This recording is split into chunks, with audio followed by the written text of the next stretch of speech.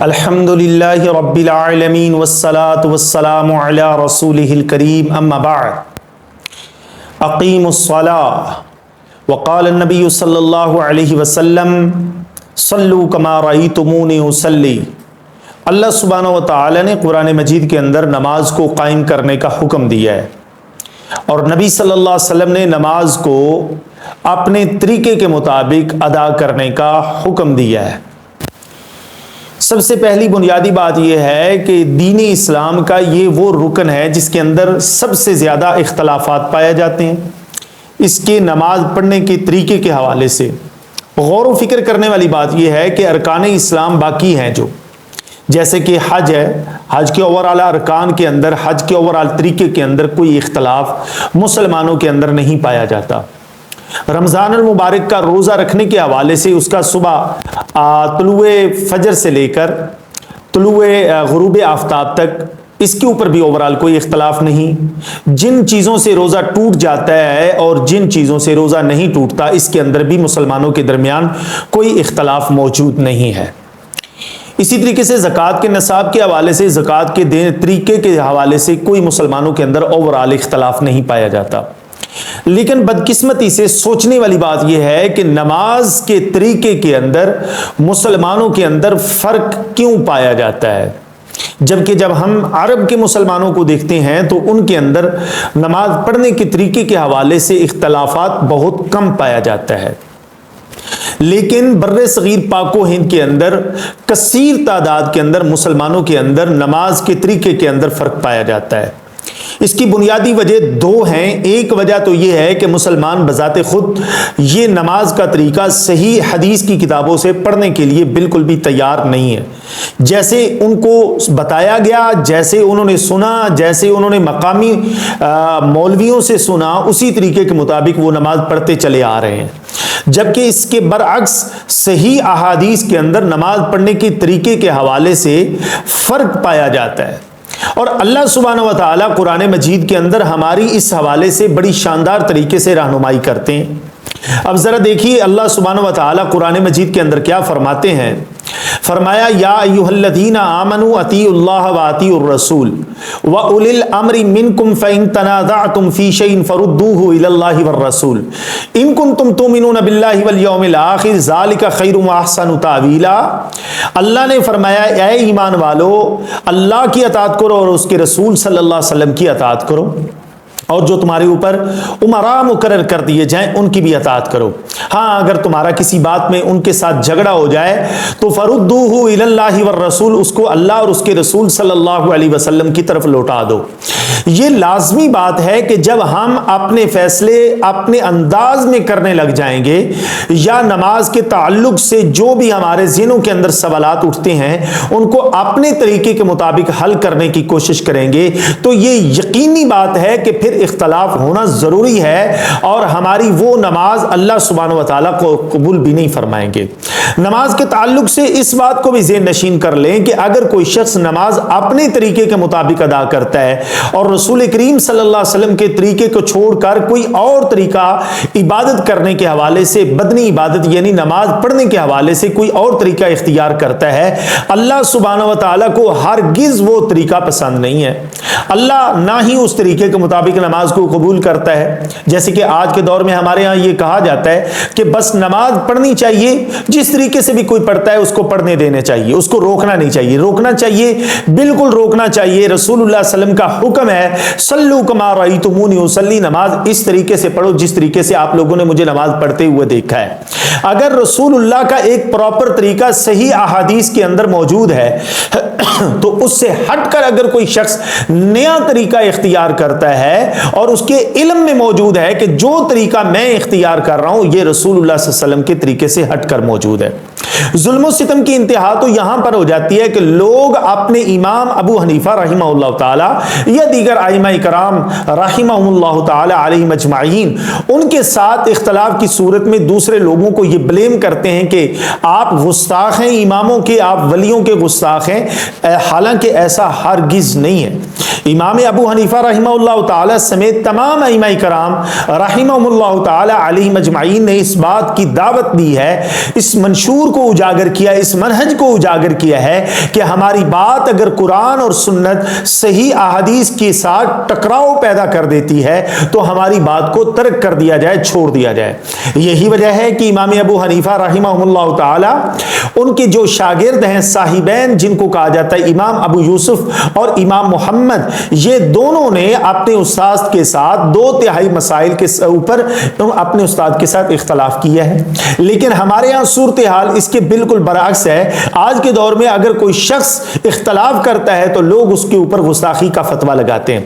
آئیے ہم جائزہ لیتے ہیں نماز کا پراپر سیدھا طریقہ جو صحیح احادیث کی روشنی کے اندر موجود ہے. ہم انشاءاللہ آپ کے سامنے منو عن وہ طریقہ رکھ دیں گے. سب سے پہلے نماز کے لیے ضروری ہے طہارت کے اوپر ہم نہیں جائیں گے. ہم نماز کا پراپر طریقہ کہ آپ نے نماز پڑھنے کے لیے کھڑے ہونا ہے تو اس کے لیے لازم ہے کہ آپ کے رخ کا قبلے کی طرف ہونا ضروری, آپ کے سینے کا, آپ کے چہرے کا, آپ کے پاؤں کا قبلے کی رخ ہونا بہت ضروری ہے, بلکہ فرض ہے. اللہ سبحانہ و تعالی نے قرآن مجید کے اندر 2 صیغوں کے ساتھ اس بات کو ڈیٹیل کے ساتھ بیان کیا. فرمایا فولی وجہک شطر المسجد الحرام, آپ اپنے چہرے کو مسجد حرام کی طرف پھیر دیجئے. یعنی یہ حکم تھا اسپیسیفک رسول اللہ صلی اللہ علیہ وسلم کے لیے. پھر آگے چل کے اللہ نے فرمایا فولوا وجوہکم شطرا, کہ تم اپنے چہروں کو مسجد حرام کی طرف پھیر دو.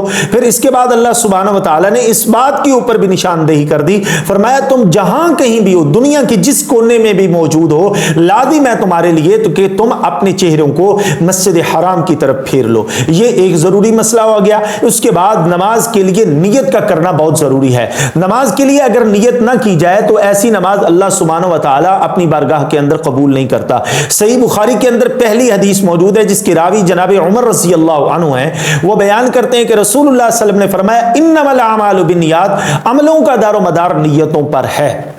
یہ بات ذہن میں رکھیں اور اسے آگے چلیں, آگے بڑھتے ہیں. اس بات کو ذہن کے اندر رکھیں کہ نماز کے لیے زبان کے ساتھ ادا کیے جانے والے جو الفاظ ہیں وہ کسی بھی صحیح حدیث سے ثابت نہیں ہے. اگر کوئی شخص ان کو جان بوجھ کر ارادہ تن ان الفاظ کو پھر بھی ادا کرتا ہے, ایسا شخص گنہگار ہے. جو کہ الفاظ ہمارے ادا کیے جاتے ہیں, میں خاص نیت کردہ اس نماز دی, نماز پڑھنا واسطے خدا تعالیٰ دے, 4 رکعت نماز فرض, وقت نماز زور, پیچھے اس امام دے, منہ طرف خانہ کعبہ شریف دے.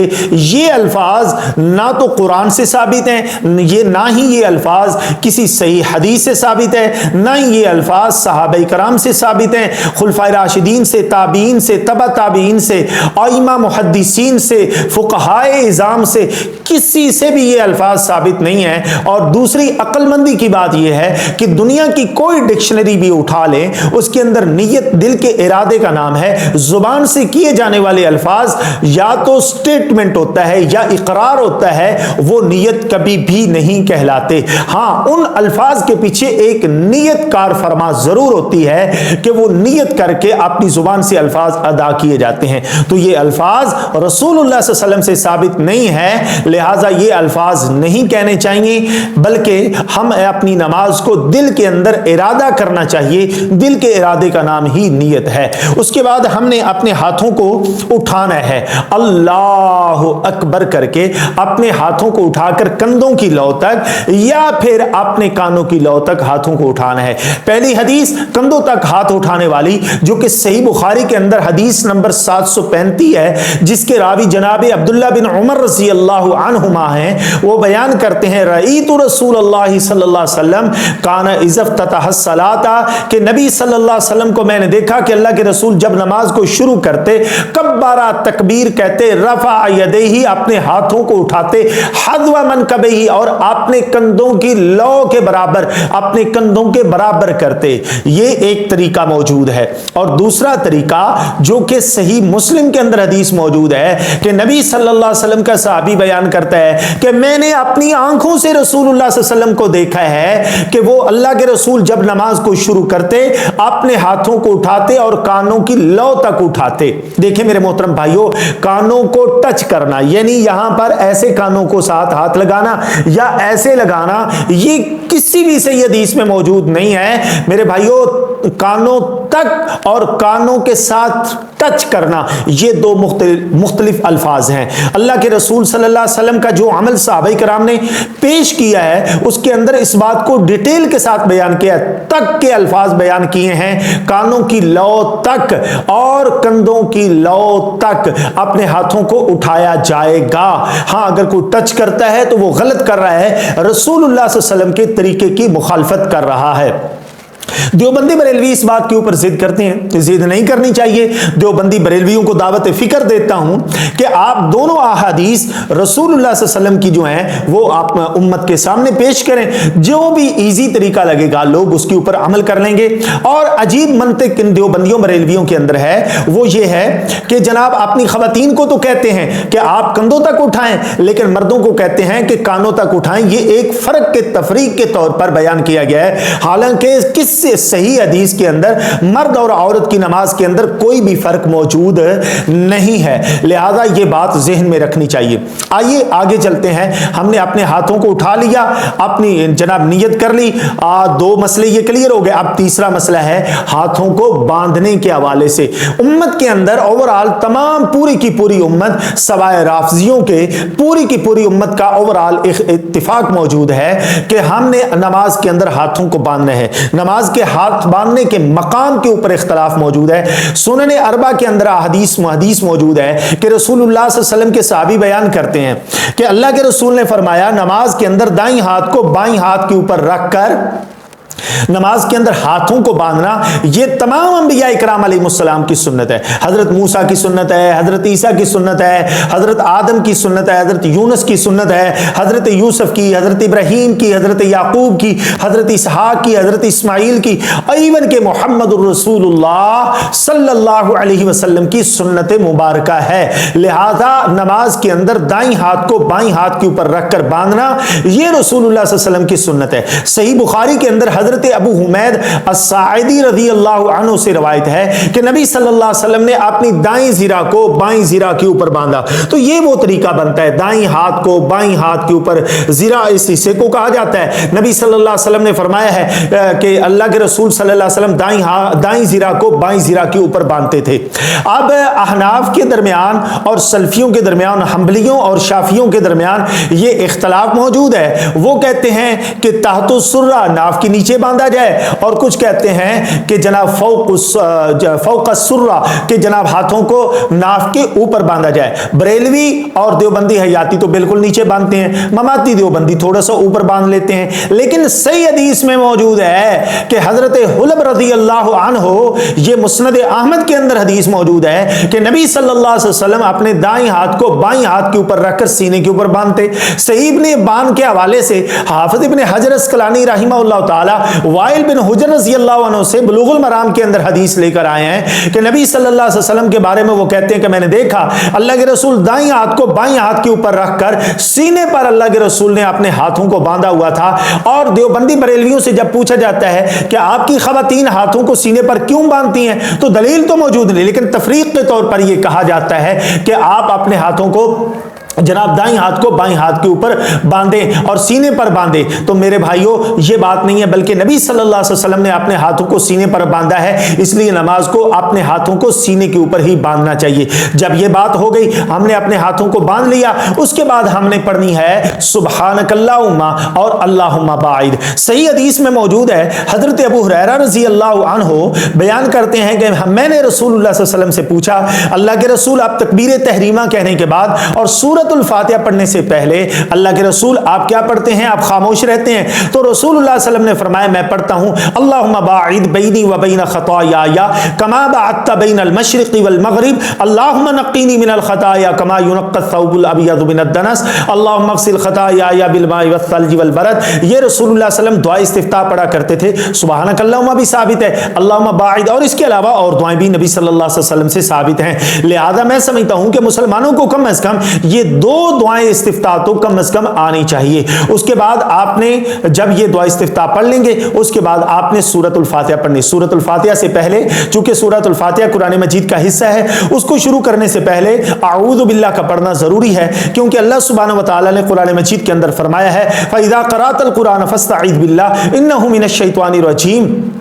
کہ جب آپ قرات کریں تو تعوذ پڑھے اور اس کے بعد آپ نے تسمیہ پڑھنی ہے، وہ سورۃ الفاتحہ کے آغاز میں موجود ہے، اور صحیح مسلم کے اندر حدیث موجود ہے کہ نبی صلی اللہ علیہ وسلم نے سورۃ الکوثر پڑھ کر سنائی، اور اس سے پہلے اللہ کے رسول نے بسم اللہ بھی پڑھ کر سنائی۔ گویا معلوم یہ ہوا کہ سورۃ الفاتحہ کے شروع کے اندر جو بسم اللہ ہے وہ سورۃ الفاتحہ کا حصہ ہے، لہذا اس کو پڑھنا چاہیے۔ اب سورۃ الفاتحہ پڑھنی ہے۔ سورۃ الفاتحہ امام کے پیچھے پڑھنے کے حوالے سے احناف اختلاف کرتے ہیں، لیکن صحیح حدیث سے ہمیں ملتا ہے کہ رسول کریم صلی اللہ علیہ وسلم کا فرمان جو کہ صحیح بخاری کے اندر موجود ہے، امام بخاری نے اس حدیث کے اوپر باب باندھا ہے، نماز سری ہو، نماز جاری ہو، نماز سفر کی ہو، نماز حضر کی ہو، نماز اکیلے پڑھ رہا ہو، نماز مقتدی پڑھ رہا ہو، نماز امام پڑھ رہا ہو، کوئی بھی نماز پڑھ رہا ہو، اس کے لیے لازم ہے لا صلاۃ لمن لم یقرأ بفاتحۃ الکتاب، اس بندے کی نماز نہیں ہوتی جو نماز کے اندر سورہ فاتحہ نہ پڑھے۔ تو اس کے اوپر حنفیوں نے اعتراض کیا، انہوں نے کہا نہیں جناب، بیسیکلی تو یہ اکیلے کے لیے آئی ہے، اور اس کے لیے انہوں نے کہا فَإِذَا قَرَأْتَ الْقُرْآنَ فَاسْتَعِذْ بِاللَّهِ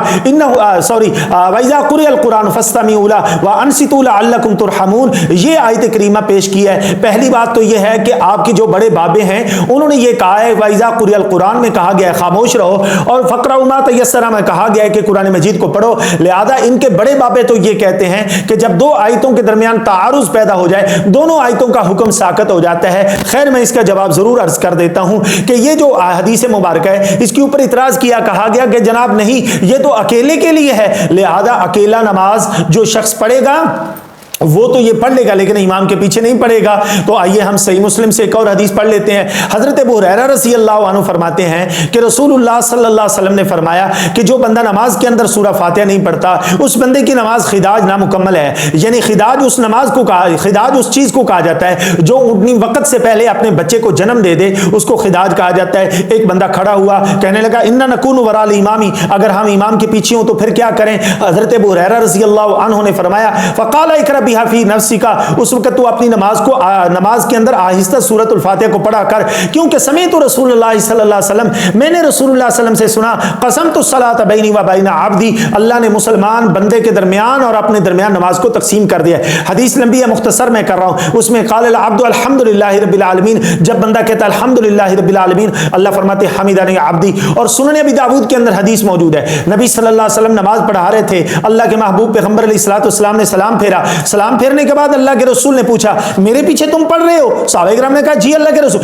فرمایا تبھی تو میں کہہ رہا تھا میرے اوپر قرآن پڑھنا مشکل ہو رہا ہے، مجھے ایسے لگ رہا تھا جیسے مجھ سے کوئی بندہ قرآن چھین رہا ہے، میرے پیچھے کچھ نہ پڑھا کرو سوائے سورہ فاتحہ کے، یہ رسول اللہ صلی اللہ علیہ وسلم نے تعلیم دی۔ لیکن حنفیوں نے ٹھیکہ اٹھایا ہوا ہے، وہ کہتے ہیں نہیں ہم نے نہیں پڑھنے دینی۔ وہ سورہ فاتحہ کے ساتھ ایسی خاص دشمنی ہے ان لوگوں کو، کہتے ہیں جو سورہ فاتحہ پڑھے اس کے منہ کے اندر آگ کے انگارے پڑیں گے، لا حول ولا قوت۔ الزام اہل حدیثوں کے اوپر لگاتے ہیں یہ بریلوی، کہتے ہیں مر گئے مردود نہ فاتحہ نہ درود، اور فاتحہ پڑھنے سے تو تم لوگ روکتے ہو، لیکن ہم تو دعوت دیتے ہیں جنازے میں فاتحہ پڑھو، استسقاء کی نماز میں پڑھو، جناب کسوف کی نماز کے اندر فاتحہ پڑھو، اور نماز نفل ہو، نماز فرض ہو، نماز استخارہ ہو، کوئی بھی نماز ہو اس کے اندر فاتحہ پڑھو، کیونکہ فاتحہ کے بغیر نماز نہیں ہوتی۔ حنفیوں اس بات کو اچھے طریقے سے سن لو، اس کان سے سنو، اس کان کے ساتھ نکال دو، اس کان کے ساتھ سن کر اس کان کے ساتھ نکال دو۔ اللہ کی قسم اس بندے کی نماز نہیں ہے اس بندے کی نماز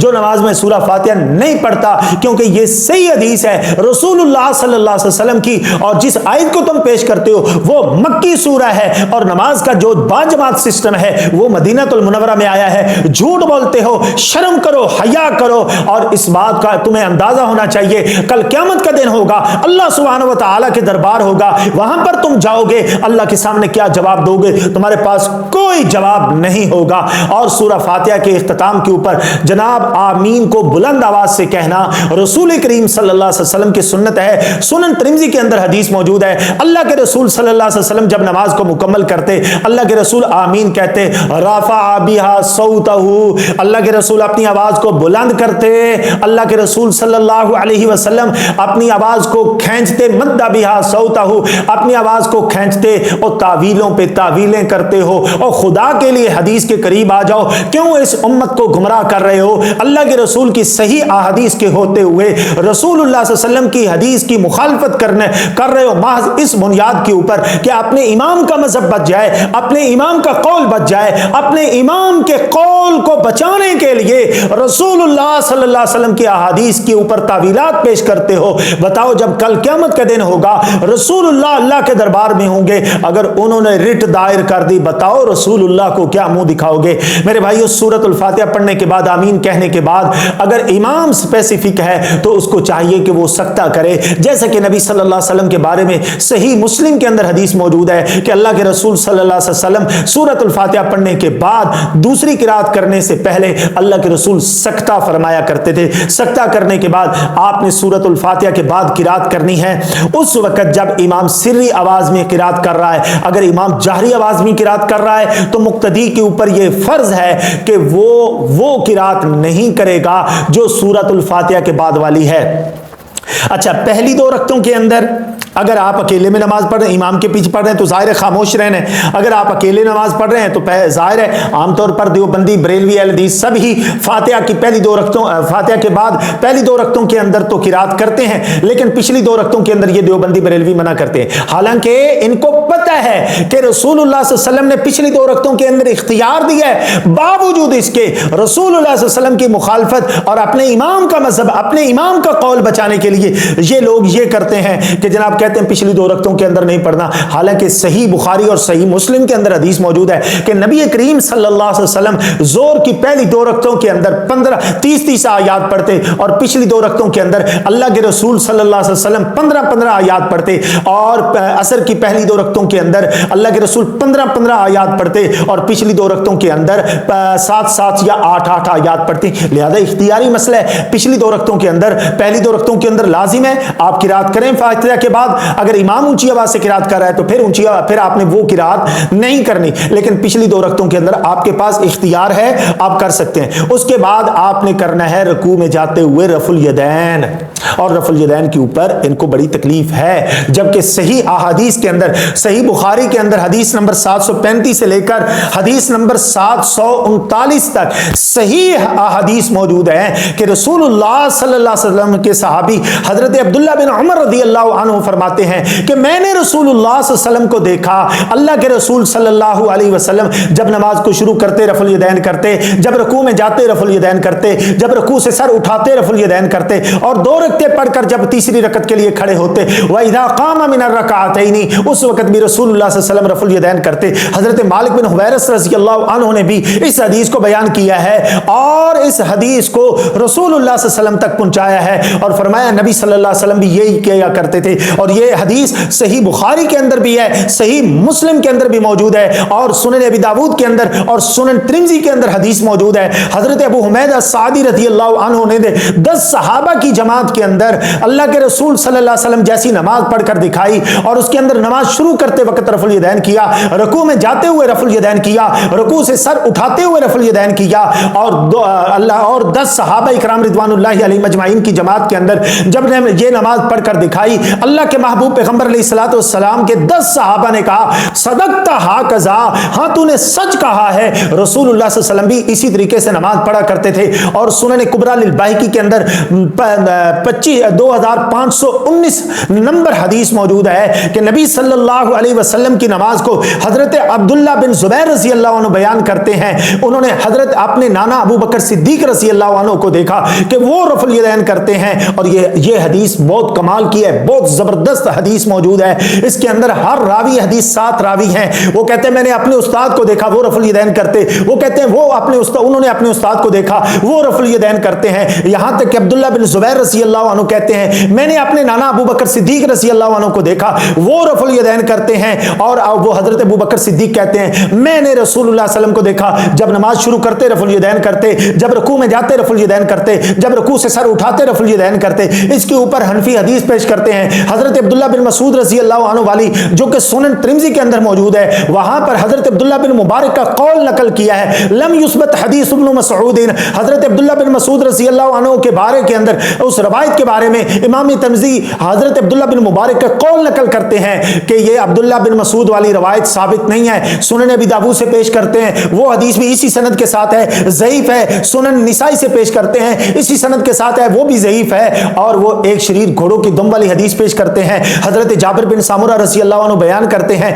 کہ نبی صلی اللہ علیہ وسلم نے ہمیں نماز کے اندر دیکھا۔ یہ صحیح مسلم کے اندر ڈیٹیل کے ساتھ 3 حدیثیں موجود ہیں۔ اللہ کے نبی صلی اللہ علیہ وسلم کے صحابی کہتے ہیں اللہ کے رسول صلی اللہ علیہ وسلم نے ہم کو دیکھا، ہم سلام پھیرتے ہوئے دائیں اور بائیں ہاتھوں کو اٹھاتے تھے۔ اللہ کے رسول نے یہ دیکھ کر منع کیا، اور ظالموں اللہ سے ڈر جاؤ۔ کہاں تک رسول اللہ صلی اللہ علیہ وسلم کی حدیث کی مخالفت کرو گے؟ آئیے آگے چلتے ہیں۔ اب آپ نے رکوع میں جانا ہے، رکوع کے اندر جاتے ہوئے اپنے ہاتھوں کے ساتھ اپنے گھٹنوں کو پکڑنا ہے، اور نہ ہی اپنے بازوؤں کو ایسے کرنا ہے، اور بالکل اسٹریٹ آپ اپنے بازوؤں کو رکھنا ہے، اور اپنی کمر کو اپنے سر کو برابر رکھنا ہے۔ رسول اللہ صلی اللہ علیہ وسلم کا فرمان ہے لا تجزئ صلاۃ الرجل حتى يقيم ظهره في الركوع والسجود۔ رسول اللہ صلی اللہ علیہ وسلم نے فرمایا اس بندے کی نماز کفایت نہیں کرے گی جو بندہ اپنی نماز کے اندر رکوع اور سجود کے اندر اپنی کمر اپنی پیٹھ کو برابر نہیں کرے گا، واضح نہیں کرے گا، اس بندے کی نماز کفایت نہیں کرے گی۔ نبی صلی اللہ علیہ وسلم رکوع میں جاتے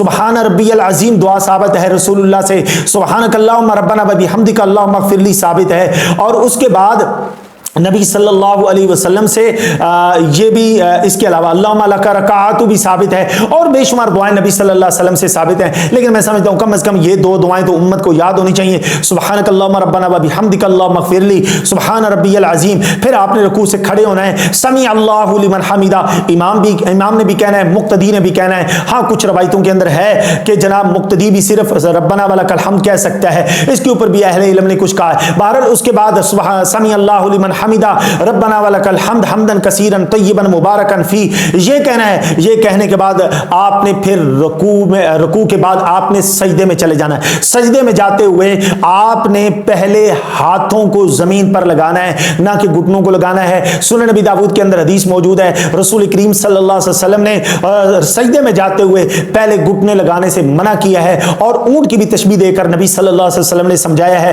یہ بھی سنن ابی داؤد کے اندر حدیث موجود ہے، دیگر اور کتب احادیث کے اندر موجود ہے۔ اس کے بعد آپ نے جب سجدے میں جانا ہے، سجدے میں جاتے ہوئے اپنے بازوؤں کو نہ تو اپنے جسم کے ساتھ لگانا ہے، خواتین کے لیے بھی یہی حکم ہے۔ رسول اللہ صلی اللہ علیہ وسلم نے فرمایا کہ کوئی بھی تم میں سے ایسے سجدہ نہ کرے جیسے کتا بیٹھتا ہے، اور حنفیوں کی تو ساری خواتین کتے کی طرح سجدہ کرتی ہیں، اور نبی صلی اللہ علیہ وسلم منع فرما رہے ہیں۔ آپ اپنی خواتین کو یہ تعلیم دے رہے ہو، اللہ کے رسول صلی اللہ علیہ وسلم کے حدیث کی مخالفت کرتے ہو۔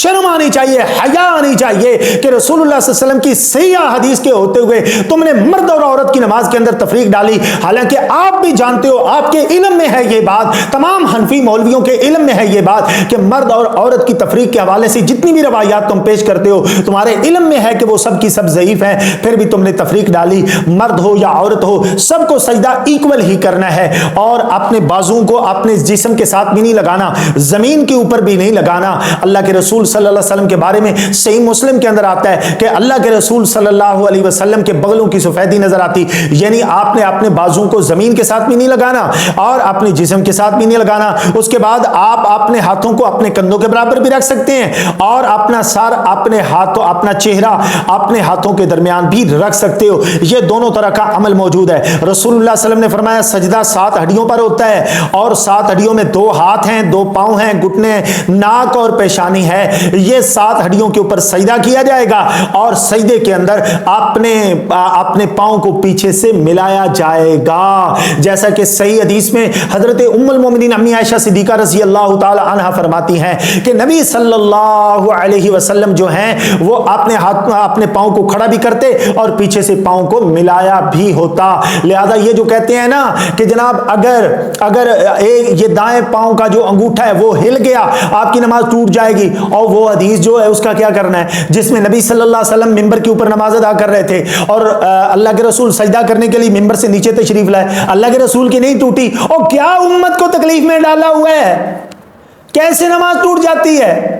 کبھی سوچا ہے, کبھی غور کیا اس بات کے اوپر؟ اللہ کے رسول کی نماز نہیں ٹوٹ رہی, آپ کی نماز ٹوٹ جاتی ہے؟ نہیں ٹوٹتی. دایاں پاؤں ہل جائے, بایاں پاؤں ہل جائے, کوئی بھی نہیں. اور آپ نماز کے اندر جب نماز پڑھتے ہیں, آپ نے اپنی نظر کو کہاں رکھنا ہے؟ حدیث آپ کے سامنے رکھ دیتا ہوں کہ نبی صلی اللہ علیہ وسلم نے دائیں اور بائیں بھی جھانکنے سے منع کیا ہے, آسمان کی طرف بھی دیکھنے سے منع کیا ہے. ایک ہی جگہ بچتی ہے کہ سامنے والی جگہ ہے سجدے والی جگہ, اس کے اوپر آپ دیکھتے رہیں. بعض لوگ جو کہتے ہیں کہ آپ نے جب کھڑے ہونا ہے تو آپ نے سجدے والی جگہ پر دیکھنا ہے, جب رکوع میں جانا ہے تو پھر آپ نے اپنے پاؤں کے درمیان دیکھنا ہے, جب تشہد میں جانا ہے تو اس وقت آپ نے اپنی سبابہ انگلی کو دیکھنا ہے. اس طرح کی کوئی اسپیسیفک جو تقسیم ہے وہ رسول اللہ صلی اللہ علیہ وسلم سے نہیں ملتی. بہرحال یہی ہے کہ آپ نے اپنے سجدے والی جگہ اپنے سامنے آپ نے دیکھنا ہے, دائیں بائیں نہیں دیکھنا. نماز کے اندر اپنی نظر کو بند نہیں کرنا, اپنی آنکھوں کو بند نہیں کرنا. نبی صلی اللہ علیہ وسلم نے اس بات سے منع فرمایا ہے. نماز کے اندر کسی قسم کی بے جا حرکات نہیں کرنی, اس سے بھی رسول اللہ صلی اللہ علیہ وسلم نے منع فرمایا ہے. نماز کے اندر اللہ کے محبوب پیغمبر علیہ الصلوۃ والسلام نے اپنے کپڑوں کو سنوارنے سے بھی منع فرمایا ہے. آئیے آگے چلتے ہیں. آپ نے تشہد کے اندر بیٹھ جانا ہے, پہلا تشہد ہے یا آخری تشہد ہے, اس کے اندر آپ نے اول سے آخر تک اپنی جناب انگلی جو ہے اس طریقے سے کر لینی ہے, اتحیات پڑھنا شروع کرنا ہے اور ایسے اپنی انگلی کو حرکت دیتے رہنا ہے. صحیح مسلم کے اندر حدیث موجود ہے, رسول اللہ صلی اللہ علیہ وسلم نے فرمایا یہ انگلی شیطان کو ایسے لگتی ہے جیسے لوہا لگتا ہے. امام نبوی رحمہ اللہ تعالی شرح صحیح مسلم کے اندر اس حدیث کے نیچے تشریح کرتے ہوئے لکھتے ہیں کہ جو احناف صرف اشہدو کے اوپر انگلی اٹھاتے ہیں ان کے پاس اس بات کی کوئی دلیل موجود نہیں ہے, جبکہ سنن نسائی کے اندر حدیث موجود ہے کہ نبی صلی اللہ علیہ وسلم اپنی انگلی کو حرکت دیتے اور دعا بھی پڑھتے رہتے, یعنی اول سے آخر تک. یہاں پر انجینئر مرزا بھی کہتا ہے کہ آپ نے پہلے اشہدو کے اوپر انگلی اٹھانی ہے, پھر آپ نے نیچے کر دینی ہے, پھر آپ نے جب دعا پڑھنی ہے وہ پھر وہاں پر آپ نے اپنی انگلی کو حرکت دینی ہے. تو مرزا صاحب یہ آپ نے بھی کہاں سے مسئلہ گھڑ لیا؟ ایسا کوئی حدیث میں نہیں ہے, یہ مظاہرے کا صیغہ ہے, ذرا غور کرنے والی بات ہے. چلیں خیر آگے چلتے ہیں. اپنی انگلی کو حرکت دیتے رہنا ہے. پہلے تشہد کے اندر بھی آپ نے درود شریف پڑھنا ہے. اب یہاں پر بریلویوں کا امتحان ہے, وہ کہتے ہیں اللہم صلی علی محمد پڑھا, اللہم صلی علی محمد پڑھا تو آپ کو سجدہ صاحب آ جائے گا. اور بھئی آپ تو عشق رسول ہونے کا دعویٰ کرتے ہو, اپنے آپ کو عاشق کہتے ہو, کہاں کہاں تم نے درود فٹ نہیں کیا؟ اذان سے پہلے بھی درود, قبر کے اندر میت کو اتارتے وقت بھی درود, کہاں کہاں درود تم نے نہیں پڑھنا. لیکن نماز کے اندر جب پہلے تشہد کے اندر درود پڑھا تم نے کہا سجدہ صاحب پڑ جائے گا, اور ظالمو درود پڑھنے سے سجدہ صاحب ڈال رہے ہو, خدا کا کچھ خوف کرو. حالانکہ صحیح حدیث میں موجود ہے, جیسا کہ نبی صلی اللہ علیہ وسلم کی یہ حدیث سنن نسائی کے اندر اور دیگر کتب احادیث کے اندر بھی موجود ہے کہ رسول کریم صلی اللہ علیہ وسلم جو ہیں وہ اللہ کے محبوب پیغمبر علیہ السلام نے 9 رکعت وتر پڑھی. 8ویں رکعت کے اندر اللہ کے رسول نے تشہد کیا اور آخر 8ویں رکعت کے اندر اللہ کے رسول نے درود بھی پڑھا, درود بھی پڑھا. اور پھر اللہ کے رسول نے 9ویں رکعت کے اندر اللہ کے رسول تشہد بیٹھے, پھر اللہ کے رسول صلی اللہ علیہ وسلم نے درود شریف پڑھا اور اللہ کے رسول نے سلام پھیر دیا.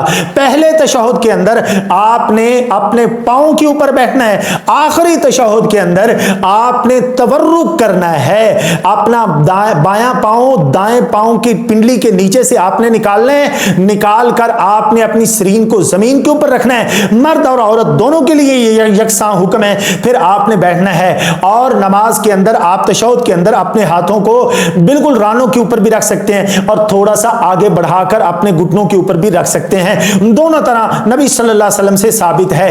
آپ نے ایک رکعت پڑھ کر جب کھڑے ہونا ہے, دوسرے سجدے کے بعد آپ نے پہلے بیٹھنا ہے یہاں تک کہ ہر ہڈی آپ کی اپنی جگہ پر آ جائے گی, پھر آپ نے کھڑا ہونا ہے. حنفیوں نے یہاں پر تعویل کی, انہوں نے کہا نہیں نہیں, اصل بات یہ ہے کہ اللہ کے رسول بوڑھے ہو گئے تھے اس لیے اللہ کے رسول صلی اللہ علیہ وسلم بیٹھ کر کھڑے ہوتے. تو آپ اپنے بوڑھوں کو اجازت کیوں نہیں دیتے؟ آپ کے بابے تو تکلیف میں پڑے ہوئے, کم از کم اپنے بابوں کو تو اجازت دے دو. لیکن آپ نے اپنے بابوں کو اجازت بھی نہیں دی, اللہ کے رسول کے حدیث کے اوپر تعویل بھی کی. شرم اور حیا کرنی چاہیے تھی یہاں پر آپ کو, لیکن آپ نے نہیں کی, بلکہ یہ طریقہ ہے رسول اللہ صلی اللہ علیہ وسلم کا, آپ جلسہ استراحت کر کے کھڑا ہوتے. خیر آپ نے اب جناب درود شریف پڑھنا ہے, تشہد پڑھنا ہے, درود شریف پڑھنا ہے, اس کے بعد دعائیں اللہ کے رسول صلی اللہ علیہ وسلم جو پڑھا کرتے تھے, اللہم انی ظلمت نفسی والی دعا, اللہم انی اعوذ بک من عذاب القبر والی دعا, ربنا آتنا فی الدنیا حسنہ والی دعا، اور اللہ کے نبی صلی اللہ علیہ وسلم سے اور بھی دعائیں ثابت ہیں، تو جو بھی دعائیں آپ کو آتی ہیں وہ آپ نے پڑھنی ہے۔ لیکن یہاں پر یہ بات نوٹ کر لیں، رکوع اور سجدے کے اندر آپ نے قرآنی دعاؤں کو نہیں پڑھنا، کیونکہ رسول اللہ صلی اللہ علیہ وسلم نے فرمایا ہے کہ مجھے رکوع اور سجدے کے اندر جناب قرآنی دعائیں پڑھنے سے، قرآن پڑھنے سے منع کیا گیا ہے، لہٰذا رکوع اور سجدے کے اندر آپ نے قرآنی دعاؤں کو نہیں پڑھنا۔ جب آپ نے سلام پھیرنا ہے، سلام آپ نے اس وقت پھیرنا ہے جب اگر آپ امام کے پیچھے ہوں، جب امام دونوں طرف سلام پھیر لے آپ نے سلام پھیرنا ہے، اور سلام پھیرنے کے بعد آپ نے 1 مرتبہ اللہ اکبر، 3 مرتبہ استغفر اللہ کہنا ہے، جیسا کہ صحیح حدیث میں موجود جو کہ صحیح مسلم میں ہے۔ حضرت عبداللہ بن عباس رضی اللہ عنہ فرماتے ہیں جب نماز مکمل ہوتی تو ہمیں پتہ اس بات سے چل جاتا تھا کہ اللہ کے رسول صلی اللہ علیہ وسلم استغفر اللہ اونچی آواز سے پڑھا کرتے تھے، اور نماز کے بعد جو ذکر اللہ اس کے علاوہ اونچی آواز سے کلمے کا ذکر کیا جاتا ہے وہ کسی بھی صحیح حدیث سے ثابت نہیں ہے۔ اللہ تعالیٰ سے دعا ہے وہ ہم سب کو عمل کی توفیق عطا فرمائے۔ وما علینا الا البلاغ المبین۔